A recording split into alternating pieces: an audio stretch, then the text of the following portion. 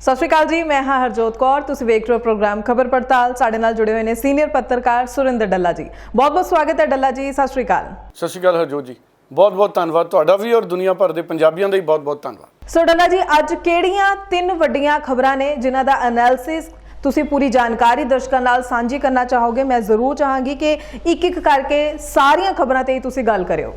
हरजोत जी, तीन चार अहम खबर ने, एक एक करके इन्हां सारियां खबरां ते मैं अगे वधूंगा। सब तो पहला तो एक वड्डी खबर है चरणजीत चन्नी जिहड़े साबका मुख मंत्री है उन्हां नाल संबंधित। कल उन्हां नूं पंजाब यूनिवर्सिटी चंडीगढ़ तो डिग्री मिल गई है PhD की। कल जिहड़े भारत के वाइस प्रेजिडेंट ऑफ इंडिया ने और जिहड़े चंडीगढ़ यूनिवर्सिटी के चांसलर ने वो उचेचे तौर के उत्ते 70वें डिग्री वंड समागम के मौके भी पहुँचे हुए सी। सो चरणजीत चन्नी ने अपनी PhD पोलिटिकल साइंस दे विच मुकम्मल कर ली है और बहुत लंबा समा चरणजीत चन्नी सानू पता है अमेरिका भी रहे। उन्होंने दस्सिया सी पंजाब दीयां चोणां तो बाद कि मैं अपनी PhD की डिग्री पूरी करन लई होर पढ़न दे लई उत्थे गया सी।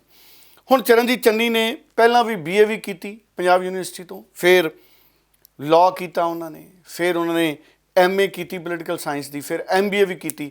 सो काफ़ी पढ़े ने चरणजीत चन्नी। तो हुण जिहड़ी चरणजीत चन्नी की योजना है वो अगे आर्थिकता की पढ़ाई करन दी भी है। सो चरणजीत चन्नी अगे भी पढ़नगे। और कल मैं सुन रहा सी लगातार एक मीडिया ते भी उन्होंने बयान आ रहे सी, एक पत्रकार नाल भी वो गलबात कर रहे सी। चरणजीत चन्नी और नवजोत सिंह सिद्धू इन्हां दोनों ने एक इकट्ठा फैसला किया सी। पंजाब के लोगों नूं 3 रुपए बिजली सस्ती करके दित्ती सी और चरणजीत चन्नी और उस समय के कांग्रेस के प्रधान इन्हां ने सांझे तौर पर ही यतन करके सरकार वालों 10 रुपए सानू याद है कीमत घटाइयां सी पेट्रोल और डीजल। हुण चरणजीत चन्नी जदों पेट्रोल ते डीजल दीयां इतिहासिक कीमत उदों घटाइयां गईयां सी, डीजल 5 रुपए सस्ता किया गया सी और पेट्रोल 10 रुपए सस्ता किया गया सी। दोवें फैसलिਆਂ ਨੂੰ चरणजीत चन्नी अज भी इतिहासिक दसदे ने और जे देखा जाए तो सचमुच वो दोवें फैसले काफ़ी वड्डे मन्ने जाते सी।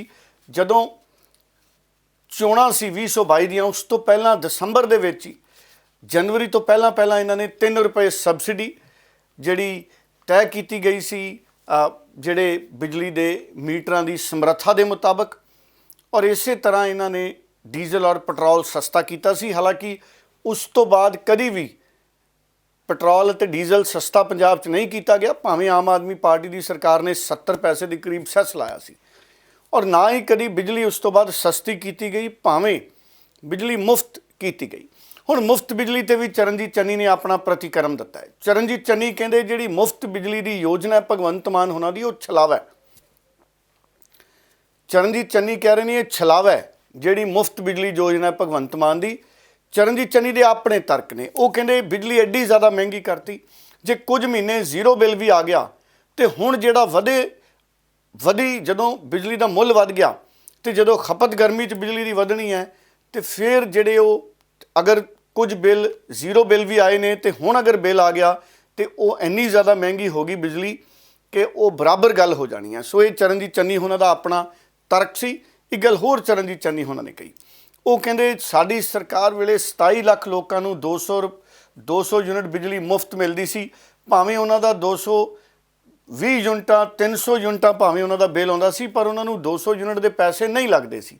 जबकि हुण भावें इन्होंने 100 रुपए वधाए है पर अगर 300 तो पार जाऊगी खपत तब पूरा बिल आएगा। सो इस तरह का जोड़ा तर्क है चरणजीत चन्नी होना ने अपना रखा है।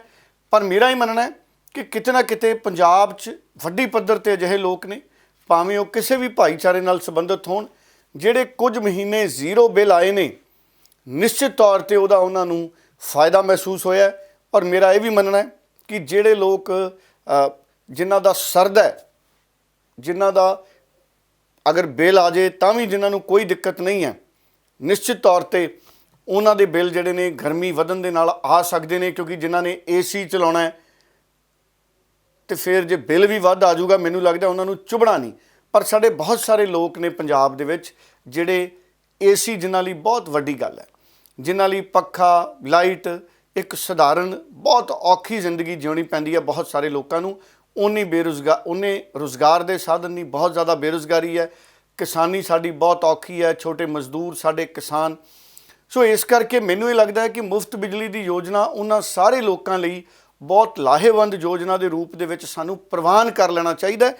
ਔਰ ਮੈਨੂੰ ਨਹੀਂ ਲੱਗਦਾ ਕਿ ਕੋਈ ਵੀ ਸਰਕਾਰ ਹੁਣ ਮੁਫਤ ਬਿਜਲੀ ਦੀ ਯੋਜਨਾ ਬੰਦ ਕਰ ਸਕੇਗੀ, ਕਿਉਂਕਿ ਪ੍ਰਕਾਸ਼ ਸਿੰਘ ਬਾਦਲ ਨੇ ਜਦੋਂ ਕਿਸਾਨੀ ਸੈਕਟਰ ਨੂੰ ਵੀ ਮੁਫਤ ਬਿਜਲੀ ਸ਼ੁਰੂ ਕੀਤੀ ਤੇ ਅੱਜ ਤੱਕ ਉਹ ਜਾਰੀ ਹੈ। ਔਰ ਇਹ ਜਿਹੜੀ ਆਮ ਲੋਕਾਂ ਨੂੰ 300 ਯੂਨਿਟ ਤੱਕ ਮੁਫਤ ਬਿਜਲੀ ਦੀ ਸਹੂਲਤ ਹੈ, ਮੈਨੂੰ ਨਹੀਂ ਲੱਗਦਾ ਕਿ ਇਹ ਬੰਦ ਕੀਤੀ ਜਾ ਸਕਦੀ ਹੈ। ਇਹਨੂੰ ਬੰਦ ਹੁਣ ਕੀਤਾ ਵੀ ਨਹੀਂ ਜਾਣਾ ਚਾਹੀਦਾ। ਸਰਕਾਰਾਂ ਨੂੰ ਇਹ ਜ਼ਰੂਰ ਚਾਹੀਦਾ ਕਿ ਅਸੀਂ ਕਿਵੇਂ ਆਪਣੇ ਦੂਸਰੇ ਸਰੋਤਾਂ ਤੋਂ ਕਮਾਈ ਦੇ ਸਾਧਨ ਬਣਾਈਏ। ਸਰਕਾਰ ਮੁਫਤ ਬਿਜਲੀ ਵੀ ਜਾਰੀ ਰੱਖੇ ਔਰ ਕਰਜ਼ਾ ਵੀ ਨਾ ਲਵੇ ਬਿਜਲੀ ਦੇ ਲਈ। ਉਹਦੇ ਲਈ ਸਰਕਾਰ ਨੂੰ ਜਿਹੜੇ ਦੂਜੇ ਸਰੋਤ ਹੈ ਉਹਨਾਂ ਦੇ ਜ਼ਰੀਏ ਆਪਣੀ ਆਮਦਨ ਵਧਾਉਣ ਦੀ ਲੋੜ ਹੈ। ਸਾਡੇ ਜਿਹੜੇ ਖੇਤੀ ਦੀਆਂ ਸਾਡੀਆਂ ਏਜੰਸੀਆਂ ਨੇ ਪੰਜਾਬ ਦੀਆਂ, ਉਹਨਾਂ ਦੀ ਚੰਗੀ ਤਰ੍ਹਾਂ ਨਾਲ ਮਾਰਕੀਟਿੰਗ ਹੋਵੇ, ਸਾਡਾ ਖੇਤੀ ਦਾ ਸੈਕਟਰ ਮਜ਼ਬੂਤ ਕੀਤਾ ਜਾਵੇ, ਉਦਯੋਗਿਕ ਗਰੋਥ ਪੰਜਾਬ 'ਚ ਕੀਤੀ ਜਾਵੇ। ਪੰਜਾਬ 'ਚ ਬਹੁਤ ਸਾਰੇ ਤਰੀਕਿਆਂ ਨਾਲ ਸੂਬੇ ਦੀ ਸਰਕਾਰ ਪੰਜਾਬ ਦੀ ਕਮਾਈ ਵਧਾ ਸਕਦੀ ਹੈ, ਆਮਦਨ ਵਧਾ ਸਕਦੀ ਹੈ। ਸੋ ਉਸ ਪਾਸੇ ਸਰਕਾਰ ਧਿਆਨ ਦੇਵੇ। ਔਰ ਮੈਨੂੰ ਲੱਗਦਾ ਪੋਲੀਟੀਕਲ ਪਾਰਟੀਆਂ ਨੂੰ ਵੀ ਬਿਜਲੀ ਮਾਫੀ ਦਾ ਵਿਰੋਧ ਕਰਨਾ ਬੰਦ ਕਰ ਦੇਣਾ ਚਾਹੀਦਾ ਹੈ, ਕਿਉਂਕਿ ਜਿਹੜੇ ਬਹੁਤ ਗਰੀਬ ਸਧਾਰਨ ਆਮ ਲੋਕ ਨੇ ਉਹਨਾਂ ਦੇ ਲਈ ਜਿਹੜੀ ਇਹ ਸਹੂਲਤ ਹੈ ਕਿਤੇ ਨਾ ਕਿਤੇ ਲਾਹੇਵੰਦ ਹੈ। ਬਿਲਕੁਲ ਠੀਕ ਹੈ, ਇਹ ਗੱਲ ਬਹੁਤ ਸਾਰੇ ਲੋਕ ਕਰਦੇ ਨੇ ਕਿ ਮੁਫਤ ਬਿਜਲੀ ਨਾਲ ਬੋਝ ਪੈਂਦਾ ਹੈ, ਪਰ ਬਹੁਤ ਸਾਰੇ ਲੋਕ ਨੇ ਜਿਹੜੇ ਬਿੱਲ ਦੇਣ 'ਚ ਅਸਮਰੱਥ ਨੇ। ਸੋ ਇਸ ਕਰਕੇ ਸਰਕਾਰ ਹੁਣ ਬੰਦੋਬਸਤ ਕਰੇ ਕਿ ਅਸੀਂ ਬਿਜਲੀ ਬੋਰਡ ਦਾ ਪੈਸਾ ਉਸੇ ਤਰ੍ਹਾਂ ਨਾਲ ਦਿੰਦੇ ਰਹੀਏ ਤੇ ਅਸੀਂ ਹੋਰ ਸਾਧਨਾਂ ਤੋਂ ਆਪਣੀ ਕਮਾਈ ਕਰੀਏ, ਤਾਂ ਕਿ ਸੂਬਾ ਜਿਹੜਾ ਬਿਜਲੀ ਬੋਰਡ ਹੈ ਉਹ ਵੀ ਉਸੇ ਤਰ੍ਹਾਂ ਨਾਲ ਤਰੱਕੀ ਕਰੇ, ਨਾ ਕਿ ਕਰਜ਼ਈ ਹੋਵੇ। ਸੋ ਬਿਜਲੀ ਬੋਰਡ ਨੂੰ ਕਰਜ਼ੇ 'ਚੋਂ ਕੱਢਣਾ ਇਹ ਹੁਣ ਸਰਕਾਰ ਦੀ ਜ਼ਿੰਮੇਵਾਰੀ ਹੈ। ਮੁਫਤ ਬਿਜਲੀ ਦੀ ਜਿਹੜੀ ਯੋਜਨਾ ਇਹਦੇ ਉੱਤੇ ਸਿਆਸਤ ਪਹਿਲਾਂ ਵੀ ਹੁੰਦੀ ਰਹੀ ਹੈ, ਅੱਗੇ ਵੀ ਹੁੰਦੀ ਰਹਿਣੀ ਹੈ, ਪਰ ਇਹ ਸਕੀਮ ਲੋਕਾਂ ਲਈ ਲਾਹੇਵੰਦ ਹੈ। ਹਰਜੋਤ ਜੀ, ਦਿੱਲੀ ਦੇ ਨਾਲ ਸੰਬੰਧਿਤ ਦੂਸਰੀ ਖਬਰ ਹੈ, ਵੱਡੀ ਖਬਰ ਹੈ। ਸਿਆਸਤ ਬਹੁਤ ਜ਼ਿਆਦਾ ਭਖ ਗਈ। ਦਿੱਲੀ ਦੇ ਉਪ ਰਾਜਪਾਲ ਲੈਫਟੀਨੈਂਟ ਗਵਰਨਰ ਨੂੰ ਦੁਬਾਰਾ ਇੱਕ ਅਥਾਰਟੀ ਦਾ ਗਠਨ ਕਰਕੇ ਜਿਹੜੀਆਂ ਤਾਕਤਾਂ ਦਿੱਤੀਆਂ ਗਈਆਂ ਨੇ, ਉਸ ਤੋਂ ਬਾਅਦ ਲਗਾਤਾਰ ਅਰਵਿੰਦ ਕੇਜਰੀਵਾਲ, ਆਮ ਆਦਮੀ ਪਾਰਟੀ ਔਰ ਭਗਵੰਤ ਮਾਨ ਹਮਲਾਵਰ ਹੋਏ ਨੇ। ਭਗਵੰਤ ਮਾਨ ਨੇ ਕੱਲ੍ਹ ਇੱਕ ਟਵੀਟ ਕੀਤਾ, ਕਹਿੰਦੇ ਜੇ ਭਾਰਤੀ ਸੰਵਿਧਾਨ ਵਿੱਚ ਲੋਕਤੰਤਰ ਦੇ ਕਾਤਲਾਂ ਨੂੰ ਸਜ਼ਾ ਦਾ ਪ੍ਰਾਵਧਾਨ ਹੁੰਦਾ ਤਾਂ ਪੂਰੀ ਭਾਜਪਾ ਨੂੰ ਫਾਂਸੀ ਦੀ ਸਜ਼ਾ ਹੋ ਸਕਦੀ ਸੀ। ਸੋ ਭਗਵੰਤ ਮਾਨ ਦੇ ਇਸ ਬਿਆਨ ਦੇ ਨਾਲ ਸਿੱਧੇ ਭਾਰਤੀ ਜਨਤਾ ਪਾਰਟੀ ਔਰ ਆਮ ਆਦਮੀ ਪਾਰਟੀ ਦੇ ਵਿੱਚ ਇੱਕ ਵੱਡਾ ਟਕਰਾਅ ਪੈਦਾ ਹੋਇਆ ਹੈ। ਹਾਲਾਂਕਿ ਕੱਲ੍ਹ ਅਰਵਿੰਦ ਕੇਜਰੀਵਾਲ ਨੇ ਵੀ ਇੱਕ ਪ੍ਰੈਸ ਕਾਨਫਰੰਸ ਕੀਤੀ। ਅਰਵਿੰਦ ਕੇਜਰੀਵਾਲ ਨੇ ਵੀ ਕਿਹਾ ਕਿ ਭਾਰਤੀ ਜਨਤਾ ਪਾਰਟੀ ਵੱਲੋਂ ਜਿਹੜਾ ਇੱਕ ਆਰਡੀਨੈਂਸ ਲਿਆ ਕੇ ਇੱਕ ਅਥਾਰਟੀ ਬਣਾਈ ਗਈ ਹੈ, ਅਸਲ 'ਚ ਇਹ ਅਥਾਰਟੀ ਦਾ ਨਾਮ ਹੈ national capital public service authority. National capital public service authority, ਇਹ ਅਥਾਰਟੀ ਦਾ ਗਠਨ ਕੀਤਾ ਗਿਆ। ਇਹਦੇ 'ਚ ਜਿਹੜੇ ਇਹਦੇ ਪ੍ਰਮੁੱਖ ਹੋਣਗੇ ਅਰਵਿੰਦ ਕੇਜਰੀਵਾਲ, ਉਹ ਦਿੱਲੀ ਦੇ ਮੁੱਖ ਮੰਤਰੀ ਹੋਣਗੇ, ਔਰ ਦਿੱਲੀ ਦੇ ਮੁੱਖ ਸਕੱਤਰ ਔਰ ਪ੍ਰਮੁੱਖ ਗ੍ਰਹਿ ਸਕੱਤਰ, ਇਹ ਤਿੰਨਾਂ ਜਣਿਆਂ 'ਤੇ ਆਧਾਰਿਤ ਇਹ ਅਥਾਰਟੀ ਹੈ। ਔਰ ਅਫਸਰਾਂ ਦੀ ਤੈਨਾਤੀ, ਉਹਨਾਂ ਦੀਆਂ ਬਦਲੀਆਂ ਦਾ ਫੈਸਲਾ ਇਹ ਅਥਾਰਟੀ ਕਰੇਗੀ।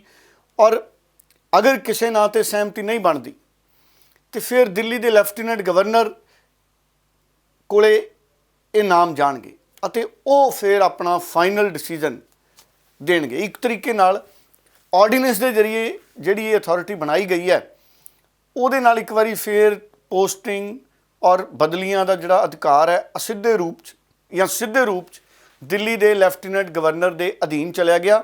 ਜਦਕਿ ਇਹੀ ਰੇੜਕਾ ਕਾਫੀ ਸਮੇਂ ਤੋਂ ਸੁਪਰੀਮ ਕੋਰਟ ਦੇ ਵਿੱਚ ਕਾਨੂੰਨੀ ਲੜਾਈ ਦੇ ਤੌਰ ਤੇ ਚੱਲ ਰਿਹਾ ਸੀ। ਹਾਲਾਂਕਿ ਸੁਪਰੀਮ ਕੋਰਟ ਦੀ ਸੰਵਿਧਾਨਿਕ ਬੈਂਚ ਨੇ ਜਿਹੜਾ ਫੈਸਲਾ ਦਿੱਤਾ ਸੀ, ਉਹਨਾਂ ਨੇ ਸਾਫ਼ ਕਿਹਾ ਸੀ ਕਿ ਚੁਣੀ ਹੋਈ ਸਰਕਾਰ ਕੋਲੇ ਅਫਸਰਾਂ ਦੇ ਨਾਲ ਸੰਬੰਧਿਤ ਫੈਸਲੇ ਕਰਨ ਦਾ ਅਧਿਕਾਰ ਵੀ ਹੋਣਾ ਚਾਹੀਦਾ। ਪਰ ਜੇ ਕੇਂਦਰ ਸਰਕਾਰ ਇਸ ਮਾਮਲੇ ਦੇ ਵਿੱਚ ਕੋਈ ਹੋਰ ਸਪਸ਼ਟਤਾ ਦੇ ਲਈ ਜੇ ਕੋਈ ਕਾਨੂੰਨ ਬਣਾਉਂਦੀ ਹੈ ਤਾਂ ਉਹ ਵੀ ਇੱਕ ਜਿਹੜਾ ਹੈਗਾ ਇੱਕ ਰਸਤਾ ਜਾਂ ਇੱਕ ਇਸ ਪੂਰੀ ਪ੍ਰਕਿਰਿਆ ਦਾ ਹਿੱਸਾ ਜਾਂ ਇਸ ਮਾਮਲੇ ਨੂੰ ਨਿਬੇੜਨ ਦਾ ਇੱਕ ਪ੍ਰਯਤਨ ਉਹ ਸਾਰਾ ਕੁਝ ਹੋ ਸਕਦਾ। ਸੋ ਇੱਕ ਤਰੀਕੇ ਨਾਲ ਬਹੁਤ ਲਿਬਰਲ ਤਰੀਕੇ ਦੇ ਨਾਲ ਸੁਪਰੀਮ ਕੋਰਟ ਦੇ ਸੰਵਿਧਾਨਿਕ ਬੈਂਚ ਨੇ ਟਿੱਪਣੀਆਂ ਦਿੱਤੀਆਂ ਸੀ।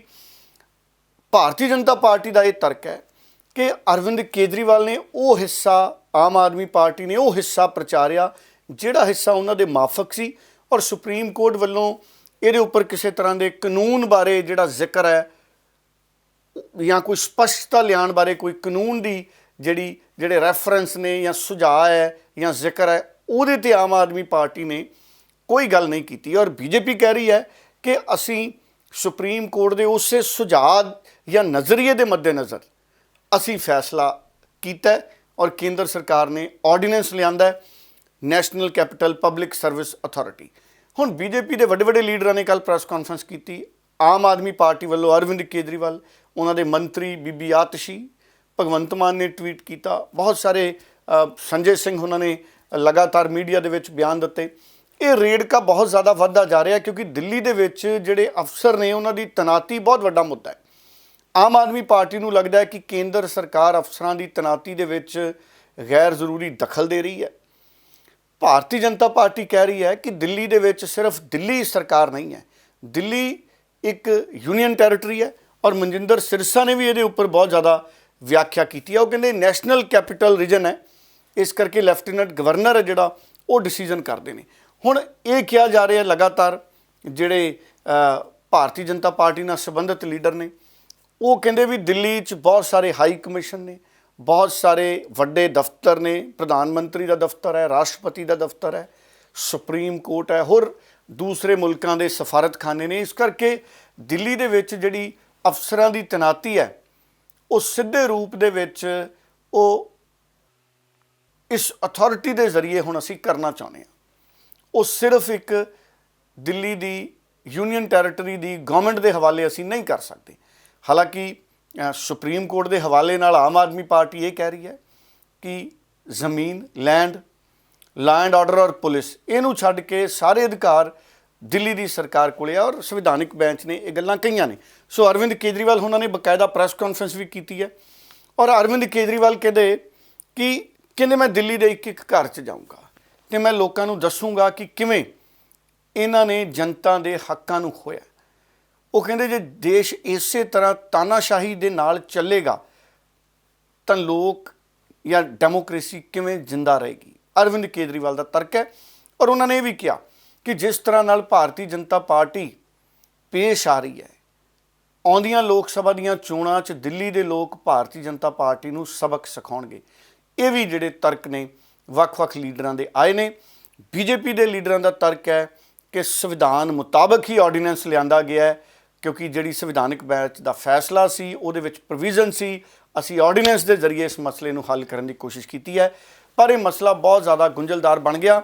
ਮੈਨੂੰ ਲੱਗਦਾ ਹੈ ਆਮ ਆਦਮੀ ਪਾਰਟੀ ਔਰ ਭਾਰਤੀ ਜਨਤਾ ਪਾਰਟੀ ਦੇ ਵਿੱਚ ਜਿਹੜੀ ਸਿਆਸੀ ਲੜਾਈ ਹੈ ਜਾਂ ਜਿਹੜੀ ਕਾਨੂੰਨੀ ਲੜਾਈ ਹੈ, ਸਰਕਾਰ ਦੇ ਮਸਲਿਆਂ ਦੀ ਲੜਾਈ ਹੈ, ਉਹ ਇੱਕ ਸਿਆਸੀ ਦੁਸ਼ਮਣੀ ਦੇ ਰੂਪ ਦੇ ਵਿੱਚ ਤਬਦੀਲ ਹੋ ਚੁੱਕੀ ਹੈ। ਔਰ ਆਉਂਦੇ ਦਿਨਾਂ ਦੇ ਵਿੱਚ ਦਿੱਲੀ ਦੀ ਤਰ੍ਹਾਂ ਜਿਹੜੀ ਸਿਆਸੀ ਲੜਾਈ ਜਾਰੀ ਹੈ ਉਹਦਾ ਅਸਰ ਪੰਜਾਬ 'ਚ ਵੀ ਸਾਨੂੰ ਦੇਖਣ ਨੂੰ ਮਿਲ ਸਕਦਾ ਹੈ। ਪਹਿਲਾਂ ਹੀ ਪੰਜਾਬ ਦੇ ਵਿੱਚ ਜਿਹੜਾ ਰੂਰਲ ਡਿਵੈਲਪਮੈਂਟ ਫੰਡ ਦਾ ਪੈਸਾ ਹੈ ਉਹਨੂੰ ਲੈ ਕੇ ਬਹੁਤ ਜ਼ਿਆਦਾ ਰੌਲਾ ਹੈ। ਭਗਵੰਤ ਮਾਨ ਲਗਾਤਾਰ ਮੰਗ ਰਹੇ ਨੇ ਕਿ ਪੰਜਾਬ ਨੂੰ ਰੂਰਲ ਡਿਵੈਲਪਮੈਂਟ ਫੰਡ ਦਾ ਪੈਸਾ ਜਾਰੀ ਕੀਤਾ ਜਾਵੇ, ਪਰ ਕੇਂਦਰ ਸਰਕਾਰ ਵੱਲੋਂ RDF ਦਾ ਪੈਸਾ ਹਾਲੇ ਤੱਕ ਜਾਰੀ ਨਹੀਂ ਕੀਤਾ ਗਿਆ। ਹਾਲਾਂਕਿ ਆਉਂਦੇ ਦਿਨਾਂ ਦੇ ਵਿੱਚ ਸੂਬਾ ਸਰਕਾਰ ਜਿਹੜਾ ਰੂਰਲ ਡਿਵੈਲਪਮੈਂਟ ਫੰਡ ਦਾ ਪੈਸਾ ਹੈ ਉਸ ਮਾਮਲੇ ਦੇ ਵਿੱਚ ਸੁਪਰੀਮ ਕੋਰਟ ਦੇ ਵਿੱਚ ਜਾ ਸਕਦੀ ਹੈ ਆਉਂਦੇ ਦਿਨਾਂ ਦੇ ਵਿੱਚ। ਸੋ ਪੰਜਾਬ ਦੇ ਮਸਲਿਆਂ ਦੇ ਉੱਤੇ ਵੀ ਜਿਹੜੀ ਕਾਨੂੰਨੀ ਲੜਾਈ ਹੈ ਉਹ ਤਾਂ ਸਾਨੂੰ ਪਹਿਲਾਂ ਹੀ ਦਿਖ ਗਈ ਸੀ ਜਦੋਂ ਵਿਧਾਨ ਸਭਾ ਦੇ ਸੈਸ਼ਨ ਦੇ ਮਸਲੇ ਤੇ ਪੰਜਾਬ ਸਰਕਾਰ ਸੁਪਰੀਮ ਕੋਰਟ ਗਈ ਸੀ। ਸੋ ਮੈਨੂੰ ਲੱਗਦਾ ਹੈ ਪੰਜਾਬ ਨਾਲ ਸੰਬੰਧਿਤ ਹੋਰ ਮਸਲਿਆਂ ਦੇ ਵਿੱਚ ਵੀ ਹੁਣ ਜਿਹੜੀ ਸੁਪਰੀਮ ਕੋਰਟ ਤੱਕ ਕਾਨੂੰਨੀ ਲੜਾਈ ਹੈ ਉਹ ਸਾਨੂੰ ਜਾਂਦੀ ਨਜ਼ਰ ਆਏਗੀ। ਸੋ ਦਿੱਲੀ ਦੇ ਵਿੱਚ ਵੀ ਔਰ ਪੰਜਾਬ ਦੇ ਵਿੱਚ ਵੀ ਬੀਜੇਪੀ ਔਰ ਆਮ ਆਦਮੀ ਪਾਰਟੀ ਦੇ ਵਿਚਾਲੇ ਜਿਹੜੀ ਸਿਆਸੀ ਤਲਖੀ ਹੈ ਫੈਸਲਿਆਂ ਦੀ, ਜਾਂ ਦੋਵੇਂ ਧਿਰਾਂ ਇੱਕ ਦੂਜੇ 'ਤੇ ਇਸ ਤਰ੍ਹਾਂ ਦੇ ਇਲਜ਼ਾਮ ਲਾਉਂਦੀਆਂ ਨੇ ਕਿ ਅਸੀਂ ਸਹੀ ਹਾਂ। ਸੋ ਜਿਹੜਾ ਇਹ ਮਾਹੌਲ ਹੈ ਇਹ ਇੱਕ ਪੋਲੀਟੀਕਲ ਕਨਫਿਊਜ਼ਨ ਵਾਲਾ ਮਾਹੌਲ ਵੀ ਕਈ ਵਾਰੀ ਲੱਗਦਾ ਹੈ ਕਿ ਸੱਚਾ ਕੌਣ ਹੈ ਤੇ ਕਾਨੂੰਨੀ ਤੌਰ ਤੇ ਮਜ਼ਬੂਤ ਕੌਣ ਹੈ। ਪਰ ਇਹ ਗੱਲ ਇਸੇ ਤਰ੍ਹਾਂ ਅੱਗੇ ਵੱਧਦੀ ਜਾ ਰਹੀ ਹੈ। ਸੋ ਪੰਜਾਬ ਦੇ ਵਿੱਚ ਵੀ ਆਉਂਦੇ ਸਮੇਂ 'ਚ ਰੂਰਲ ਡਿਵੈਲਪਮੈਂਟ ਫੰਡ ਜਾਂ ਹੋਰ ਮਸਲਿਆਂ ਤੇ ਇਸ ਤਰ੍ਹਾਂ ਦੀ ਸਥਿਤੀ ਸਾਨੂੰ ਨਜ਼ਰ ਆ ਸਕਦੀ ਹੈ। कल केंद्र सरकार ने जैसे ही सुप्रीम कोर्ट बंद हुआ छुट्टियों के लिए, वैसे ही उसके कुछ घंटों के बाद ऑर्डिनेंस लाके सुप्रीम कोर्ट के जजमेंट को पलट दिया। हम सब जानते हैं एक हफ्ते पहले सुप्रीम कोर्ट ने जजमेंट दिया था कि दिल्ली के अंदर अधिकारियों के ऊपर कंट्रोल सरकारी अधिकारियों, सरकारी कर्मचारियों के ऊपर कंट्रोल दिल्ली की चुनी हुई सरकार का होगा। सुप्रीम कोर्ट ने यहाँ तक बोला था कि अगर किसी अफसर को ये पता है कि उसका मंत्री उसका कुछ नहीं बिगाड़ सकता, तो वो अफसर मंत्री की क्यों सुनेगा। ये वो कोर्ट के ऑर्डर में लिखा है। तो इसीलिए कोई भी जिम्मेदार सरकार चलाने के लिए ये ज़रूरी है कि अफसरशाही और कर्मचारी जो हैं वो सीधे सीधे चुनी हुई सरकार के अंडर में आएँ। इसको कल इन्होंने 4 बजे कोर्ट बंद हुआ, 5 बजे और 10 बजे इन्होंने ऑर्डिनेंस पास करके उस कोर्ट के आदेश को पलट दिया। जिस दिन आदेश आया था उसके अगले दिन इन लोगों ने सोच लिया था कि ऑर्डिनेंस लाके इस आदेश को पलटना है। भगवंत मान जी ने अभी ट्वीट करके कहा कि अगर लोकतंत्र की हत्या करने की कोई सजा मौत होती तो बीजेपी को शायद हो जाती। भगवंत मान जी, आधा ट्वीट तो आपको ठीक है। अगर लोकतंत्र की हत्या करने की सजा की बात होती तो मुझे लगता है कि पूरी आम आदमी पार्टी को सजाए मौत हो जाती। लोकतंत्र की हत्या तब होती है जब अपने घरों को आलीशान बनाने के लिए 45 करोड़ रुपया जो कानूनी तौर पर जो किताबों में है और उससे भी कई गुना ज्यादा लगाया जाता है। लोकतंत्र की हत्या तब होती है जब कहा जाता है मैं सरकारी बंगला नहीं लूंगा, सरकारी गाड़ी नहीं लूंगा, सिक्योरिटी नहीं लूंगा, और फिर वो सब कुछ दिया जाता है जो लोकतंत्र को हथियाने के लिए झूठ बोलकर किया गया था। लोकतंत्र की हत्या तब हुई जब देश की चुनी हुई सरकार अपनी राजधानी के लिए अपना कानून बनाती है, और वो कानून जो पिछले 15, 25, 30 साल से हर कोई मान रहा था। शीला दीक्षित जी ने माना, मदन लाल खुराना जी ने माना, साहब सिंह वर्मा जी ने माना, लेकिन अरविंद केजरीवाल जो कहते हैं मेरा अपना ही कानून, अपना ही लोकतंत्र है, मानने को तैयार नहीं है। लोकतंत्र की हत्या तब होती है। हरजोत जी, कल श्रोमणी गुरुद्वारा प्रबंधक कमेटी की अंतरिम कमेटी की बैठक सी। कल जी SGPC की मीटिंग सी, उन्होंने लैके बहुत सारिया चर्चावां सी कि श्री अकाल तख्त साहब के जथेदार ਗਿਆਨੀ ਹਰਪ੍ਰੀਤ ਸਿੰਘ ਹੋਣੀ ਜਿਹੜੇ ਕਿ ਕਾਰਜਕਾਰੀ ਜਥੇਦਾਰ ਨੇ, ਉਹਨਾਂ ਬਾਰੇ ਕੋਈ ਫੈਸਲਾ ਲਿਆ ਜਾ ਸਕਦਾ ਹੈ। ਪਰ SGPC ਦੀ ਮੀਟਿੰਗ ਤੋਂ ਬਾਅਦ ਇਹ ਸਪਸ਼ਟ ਹੋਇਆ ਕਿ ਉਹਨਾਂ ਤੋਂ ਬਿਨਾਂ ਬਹੁਤ ਸਾਰੇ ਧਾਰਮਿਕ ਮਸਲੇ ਜਿਹੜੇ ਵਿਚਾਰੇ ਗਏ ਔਰ ਜਥੇਦਾਰ ਸ਼੍ਰੀ ਅਕਾਲ ਤਖਤ ਸਾਹਿਬ ਬਾਰੇ ਕਿਸੇ ਤਰ੍ਹਾਂ ਦੀ ਵਿਚਾਰ ਚਰਚਾ ਨਹੀਂ ਹੋਈ। ਇਸ ਤਰੀਕੇ ਦੀਆਂ ਗੱਲਾਂ ਖਬਰਾਂ ਦੇ ਰੂਪ ਦੇ ਵਿੱਚ ਬਾਹਰ ਆਈਆਂ ਨੇ ਔਰ 4-5 ਵੱਡੇ ਫੈਸਲੇ ਕੱਲ੍ਹ ਦੀ ਬੈਠਕ 'ਚ ਲਏ ਗਏ। ਇੱਕ ਤਾਂ ਸ਼੍ਰੋਮਣੀ ਅਕਾਲੀ ਦਲ ਦੇ ਸਰਪ੍ਰਸਤ ਤੇ ਪੰਜਾਬ ਦੇ ਸਾਬਕਾ ਮੁੱਖ ਮੰਤਰੀ ਪ੍ਰਕਾਸ਼ ਸਿੰਘ ਬਾਦਲ ਦੇ ਦੇਹਾਂਤ ਤੇ ਸ਼ੋਕ ਮਤਾ ਪਾ ਕੇ ਦੇਹਾਂਤ ਉਹਨਾਂ ਨੂੰ ਸ਼ਰਧਾਂਜਲੀ ਦਿੱਤੀ ਗਈ ਔਰ ਸ਼੍ਰੋਮਣੀ ਗੁਰਦੁਆਰਾ ਪ੍ਰਬੰਧਕ ਕਮੇਟੀ ਨੇ ਫੈਸਲਾ ਕੀਤਾ ਹੈ ਕਿ ਦਿੱਲੀ 'ਚ ਜਿਹੜੇ ਭਲਵਾਨਾਂ ਦਾ ਧਰਨਾ ਚੱਲ ਰਿਹਾ ਉਹਦਾ ਸਮਰਥਨ ਕੀਤਾ ਜਾਏਗਾ ਔਰ ਉਹਨਾਂ ਨੂੰ ਮਿਲਣ ਦੇ ਲਈ ਇੱਕ ਵਫਦ ਭੇਜਿਆ ਜਾਏਗਾ। ਇਸ ਤੋਂ ਇਲਾਵਾ ਪੰਜਾਬ 'ਚ ਬੇਅਦਬੀ ਦੀਆਂ ਘਟਨਾਵਾਂ ਰੋਕਣ ਦੇ ਲਈ SGPC ਦਾ ਮੰਨਣਾ ਹੈ ਕਿ ਸਰਕਾਰ ਫੇਲ ਸਾਬਤ ਹੋ ਰਹੀ ਹੈ ਤੇ ਕੇਂਦਰੀ ਗ੍ਰਹਿ ਮੰਤਰੀ ਕੋਲ ਜਾਂ ਕੇਂਦਰੀ ਗ੍ਰਹਿ ਵਿਭਾਗ ਕੋਲ ਪਹੁੰਚ ਕੀਤੀ ਜਾਏਗੀ ਔਰ ਬੇਅਦਬੀਆਂ ਰੋਕਣ ਲਈ ਸਖਤ ਕਾਨੂੰਨ ਬਣਾਏ ਜਾਣ ਦੀ ਮੰਗ ਹੋਏਗੀ। ਔਰ ਸੋਸ਼ਲ ਮੀਡੀਆ ਤੇ ਜਿਹੜਾ ਸਿੱਖ ਵਿਰੋਧੀ ਝੂਠਾ ਤੇ ਨਫ਼ਰਤੀ ਪ੍ਰਚਾਰ ਕਰਨ ਵਾਲਿਆਂ ਦੇ ਖਿਲਾਫ ਅਸੀਂ ਕਰੜੀ ਕਾਰਵਾਈ ਕਰਾਂਗੇ, SGPC ਦਾ ਕਹਿਣਾ ਹੈ। ਔਰ ਪੁਲਿਸ ਪ੍ਰਸ਼ਾਸਨ ਕੋਲੇ ਉਹ ਕਹਿ ਰਹੇ ਨੇ ਕਿ ਅਸੀਂ ਕਈ ਖਾਤਿਆਂ ਦੀ ਪਛਾਣ ਕਰਕੇ ਸ਼ਿਕਾਇਤਾਂ ਵੀ ਭੇਜੀਆਂ ਨੇ। ਸੋ ਇੱਕ ਵਾਰੀ ਸੁਣ ਵੀ ਲੈਂਦੇ ਹਾਂ ਹੋਰ ਕਈ ਗੱਲਾਂ ਜਿਹੜੇ ਐਡਵੋਕੇਟ ਹਰਜਿੰਦਰ ਸਿੰਘ ਧਾਮੀ ਨੇ, ਜਿਹੜੇ ਪ੍ਰਧਾਨ ਨੇ ਸ਼੍ਰੋਮਣੀ ਗੁਰਦੁਆਰਾ ਪ੍ਰਬੰਧਕ ਕਮੇਟੀ ਨੇ, ਉਹਨਾਂ ਨੇ ਇਸ ਮੀਟਿੰਗ ਤੋਂ ਬਾਅਦ ਪ੍ਰੈਸ ਕਾਨਫਰੰਸ ਦੇ ਦੌਰਾਨ ਕਹੀਆਂ।